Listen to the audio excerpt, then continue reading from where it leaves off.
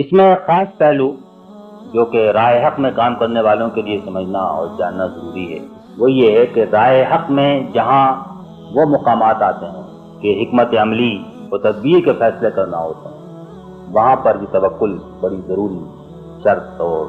صفت ہے۔ توکل کے معنی یہ نہیں ہے کہ ہم عقل استعمال نہ کریں اور فیصلہ نہ کریں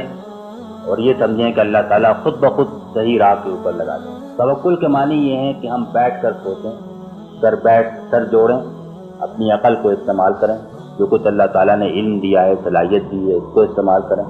اور یہ بھی دیکھیں کہ ہر کام میں کیا خطرات ہیں اور کیا فوائد ہیں، اور ہر کام میں دنیا کے اندر کچھ نہ کچھ خطرات اور فوائد ضرور ہوں گے، اور ظاہر ہے کہ ہم سوچتے اسی چیز کے بارے میں جس میں ہم کو کسی نئے فیصلے اور راہ کی ضرورت ہوتی ہے۔ پرانے ہی کام دوبارہ کیے چلے جانا ہو تو اس کے لیے کسی مشورے کی ضرورت نہیں ہوتی۔ مشورہ وہیں پر ہوتا ہے ضروری کہ جہاں پر کسی کام کو، پرانے کام کو نئے طریقے سے کرنا ہے یا کوئی اب نیا راستہ نکالنا ہے۔ تو جو کوئی نیا راستہ نکالیں گے تو ظاہر ہے کہ اس کے اندر خطرات بھی ہوں گے